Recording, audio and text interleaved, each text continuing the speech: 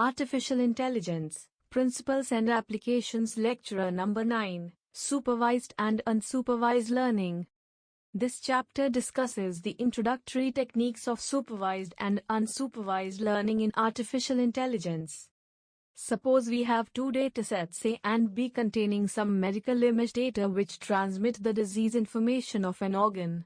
We know the labels of all data in the dataset A, that is, whether one image represents disease or not. But the images in dataset B are not labeled, that is, we do not know whether the organ is diseased or not. How do we classify the images in second dataset B? In this case, we can build a classification model using the dataset A, since all images are labeled as diseased or not. After fine-tuning the model, we can use this model to classify the data in dataset B, since the data are not labeled before. This classification model is built by supervised learning techniques. Here dataset A is called training dataset and B is called testing dataset. Suppose we do not know the labels of both datasets A and B. How do we group the data in A and B in diseased class or not? Using unsupervised techniques, we can group the data in set A and B. Usually, supervised techniques are used for classification or prediction and regression problems. Unsupervised techniques are used in dimensionality reduction and clustering problems. Learning is the process of acquiring knowledge. As mentioned in earlier chapters, we have basically three types of learning: supervised, unsupervised, and reinforcement learning. In addition to these three techniques, evolutionary learning techniques also evolved in the machine learning. Major difference between supervised and unsupervised learning is illustrated in figure. This cartoon gives the difference in human learning process. A training sample set with correct responses are provided. Based on this training set, the algorithm generalizes to respond correctly to all possible inputs. Supervised learning or classification can be normally employed in situations where the training data are fully available.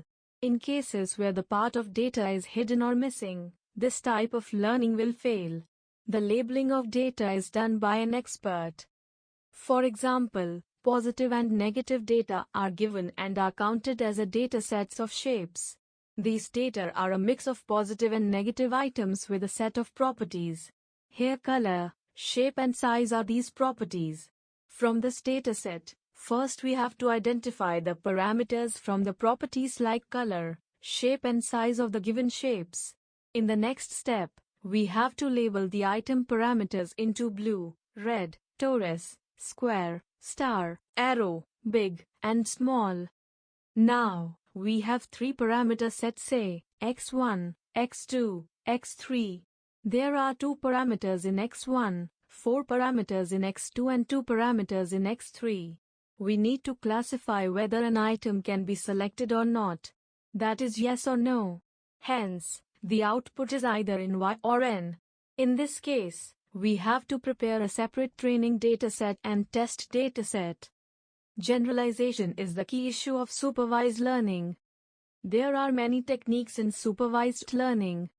Supervised learning successful applications are face detection, steering an autonomous car, detecting credit card fraud, medical diagnosis, sound detection, language identification, and many more. The unsupervised learning process is independent, where training instances organize themselves and form clusters. This is analogous to the case of a baby bird when grown up and feathers developed, explores the world on its own. Unsupervised learning uncovers previously unknown pattern of data. Most of the time, these data patterns are poor approximations and the outcome is unpredictable. There are many techniques in unsupervised learning. In the training set of unsupervised learning, target class information is not required. Once the model is trained, and a new input pattern is applied, output response indicates the class which the pattern belongs to. When we have no desired outcome on the input dataset, unsupervised learning is very suitable. For example, to understand the better market from the existing consumer base, supervised learning is good. but to determine the target market for a new product that is not sold before. Unsupervised learning technique is good. The unsupervised learning techniques are shown here. The supervised or unsupervised method selection is based on the availability of class information on training examples. These aspects are required to consider while designing a machine learning model. The model design is based on the data types as we required to select.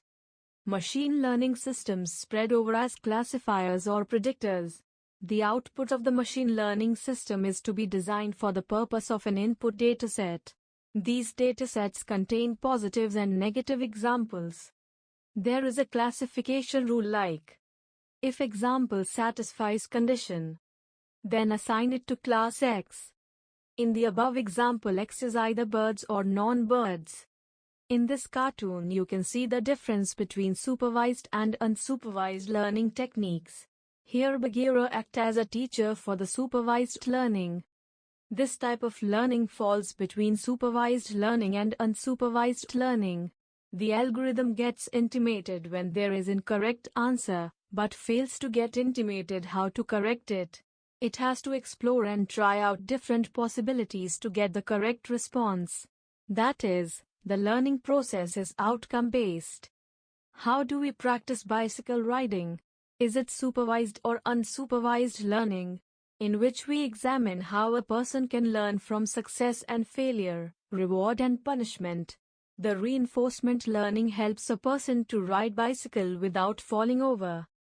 Riding bicycle and performing a series of actions results in bicycle being tilted 45 degrees to the right. Suddenly turning of the handlebar left or right crashes the system. In reinforcement learning, system has learned that the state of bicycle being tilted 45 degrees to the right is bad. To repeat trial using 40 degrees to the right and by performing enough of these trial and error interactions with the environment, the reinforcement system will ultimately learn how to prevent bicycle from ever falling over. The principle of biological evolution by survival of the fittest theory is modeled as a learning process in this type of learning. Based on the fitness and survival rates of data, the algorithm responds with a score that measures the goodness of current solution. The model can be built in either supervised or unsupervised terminology. Initial experiments are conducted and fed into the designed model, but this model may not be good enough to predict best results. A redefined process on the parameters and model components improve the performance of designed model. The dataset is incorporated into the model configuration for making a perfect model. It is not a good practice to use the same dataset as used for testing purposes also used for the validation process. The distribution of training, testing and validation dataset distribution is given in figure. Cross-validation is a rotation estimation or out-of-sample testing technique for a machine learning model with a test process by statistically independent dataset. It is used to estimate how accurately a predictive model performed in practice. Major goal of the cross-validation is to test the model's ability to predict data that was not used in estimating. In the k-fold validation, a single parameter called k, which refers to the number of splits in a dataset that is used for training and testing process. If we choose k equals 10, then a 10-fold cross-validation is applied into the machine learning model. Figure shows 10-fold cross-validation cycles. During the training process, the actual output from the model is compared with desired output and error is fed back to the model. This error signal is used to adjust parameters of the model, and this process repeats until the system converges. In figure, positive and negative data are given and are counted as a data sets of shapes. These data are a mix of positive, select, and negative items with a set of properties. That is, color, shape and size. From this dataset, first we have to identify the parameters from the properties like color, shape and size of the given shapes. In the next step, we have to label the item parameters into blue, red, torus, square, star, arrow, big, small. Now, we have three parameter sets, say, x1, x2, x3. There are 2 parameters in x1, 4 parameters in x2 and 2 parameters in x3. We need to classify whether an item can be selected or not. Hence, the output is either in Y or N. In this case, we have to prepare a separate training dataset and test dataset. Figure shows the corresponding supervised learning technique designed for this scenario. Here, we have to formulate a hypothesis obtained from the designed learner. The prediction from test dataset is done by the learner using hypothesis. Note that the parameters are reassigned numeric or different letters. To understand the supervised learning terminology for the above case, assign a letter of each parameter like first letter in most of the parameters. The bias-variance trade-off is related to model generalization. There should be a balance between bias and variance. The term bias deals with constant error term and variance deals with the amount by which the error may vary between different training sets. Note that these two terms move in opposite directions to each other. That is, when bias increases, variance decreases. Based on the specific nature of the training dataset, make a convenient bias-variance spectrum. In certain tasks to achieve a guaranteed baseline level of performance, we can choose increasing bias and automatically decreasing variance. Small and simple dataset is usually learned by low variance models. The complex or large dataset requires high variance models to learn the structure of data completely. The trade-off between biased and variance is given in figure. An optimal point is reached with a specific bias and variance in the dataset. At this point, there should not be underfit or overfit conditions met. The way of selecting a model in supervised learning can be obtained from these conditions. It can be a classification problem with two classes with real-valued or discrete input variables. Since there are only two classes in this problem, it can be treated as a binary classifier. The output probability of the prediction system decides whether an email is a spam or not while arriving to the inbox. For example, probabilities of 0.1 as being spam and 0.9 as being non-spam.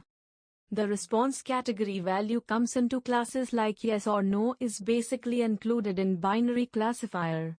In multi-class classification, more than one group is required to predict. Consider a small dataset given in figure A. The three parameters are name, rank and years of service. We have to predict if a person is tenured or not. In this case, parameter name does not have any importance, but other two parameters contribute to the prediction process. Figure B shows how the prediction is done for the test dataset and an unseen data. Here we can use a regression function that will work as a prediction function. The unsupervised learning process is independent, where training instances organize themselves and form clusters. This is analogous to the case of a baby bird when grown up and feathers developed, explores the world on its own. In the training set of unsupervised learning, target class information is not required. Once the model is trained, and a new input pattern is applied, output response indicates the class which the pattern belongs to. For example, figure gives a mixture of images that contain birds and non-birds. An unsupervised technique like clustering groups these images into two classes like birds and non-birds. Clustering, representation learning and density estimation are most common tasks done by unsupervised learning. There is no label available that has an inherent structure in the available data while an unsupervised learning model is selected. Because of this reason, the performance comparison of unsupervised learning is difficult. Data compression is used to make the dataset as small and efficient as possible by using algorithms on dataset with lesser training. This process is called dimensionality reduction that comes in unsupervised learning category. The principal component analysis finds the linear combinations that communicate most of the variance in a data. It is a statistical procedure to label a set of multivariate data. The labeling is done by correlation of variables by relatively few numbers of linearly uncorrelated variables.